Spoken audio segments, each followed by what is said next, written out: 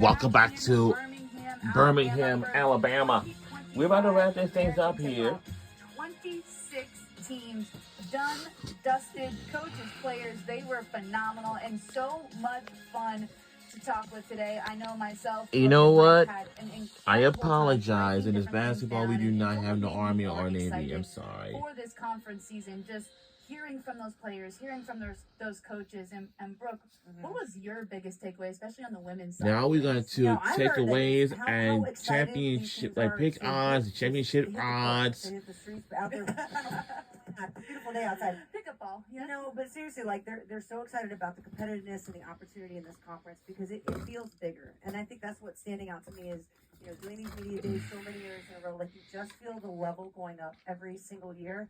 But the players and the coaches are rising to that occasion. So nationally, I can't wait to be out there calling games and then to be talking about the American and, you know, maybe when I'm doing an SEC game or maybe, you know, say, hey, keep your eye on some of these teams that are out there getting big non-conference wins. And that was the thing, Marie. Like, the teams stepped up. They scheduled hard. They listened to Tim Pernetti and his vision for where this league is going. And they said, we're on board and, you know, we're ready for the committee to have to make 2 or 3 selections from this conference. I love that. And the men scheduled hard as well, Mike. The non-conference right now. I mean, that's true, and a lot of the coaches talked about that. You know, how you perform in the non-conference. Memphis certainly didn't duck anybody. Yeah, the men's preseason college ball. About this Memphis team when they get big. Well, I know for Memphis, 140 points, ranked number 11.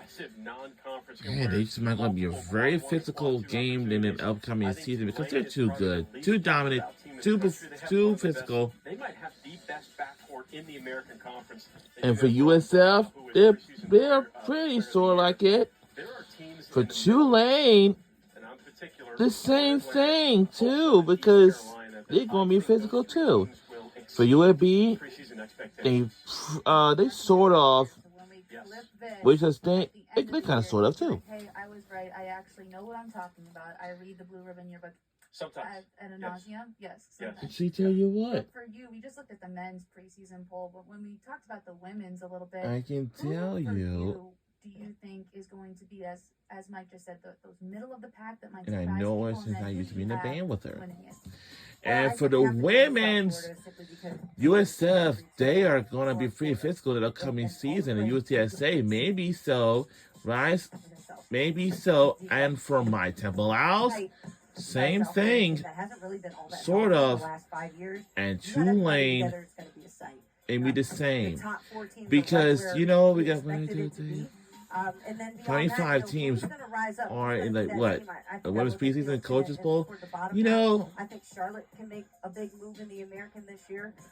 Well, I think USF might have a chance to make it to the tournament.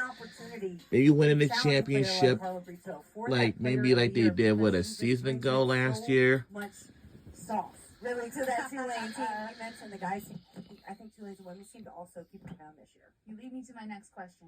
Player of the year picks for each of you. Women's side, men's side. Brooke, start us off. Well, I think right now, preseason player of the year is correct. Let me Carla just put Brito. my knife She away. proved herself in that championship game last year alongside with that team. Did well in the postseason as well. So she's a seasoned vet, a player who Let me understands. see. I'm not going to bring you something back from New York. If I'm another player, I'm like, cool, I'm going to go ahead and knock you off that pedestal by the end of the season. So challenge accepted. I love that. A little bit of a competition. Mike, who do you have as your player of the year in the American? It's Rowan Brumbaugh.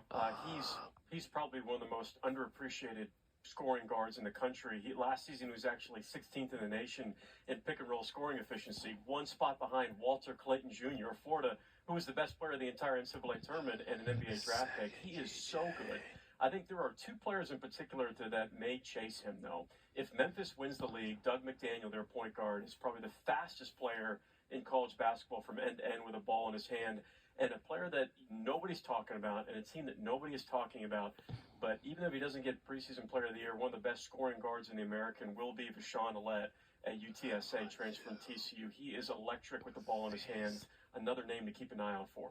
Well, you heard it here first. Who are going to be the players of the year on both the men and the women's side? Also, who Brooke and Mike think are going to win the American? We will have to see because there is so much basketball to be played. For myself, Maria Tribal Police, Brooke Weisbrod, and Mike O'Donnell. We thank you for tuning in to So the that will American do it Tip-Off from here Birmingham, in Alabama, Birmingham. live We had from the so much fun Birmingham with all of you. Jefferson We are Convention back Complex. in the conference And we will see you back here March. for the American Conference Tournament next year in March of 2026 from March 10th to the 16th.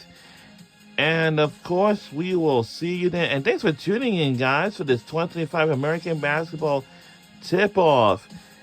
And we will see you guys in the upcoming season in November for all women's and men's college basketball games. We will see y'all then in November soon. So right now, so long for right now. And take care, everybody. Stay safe. Get home safely. Okay, all right.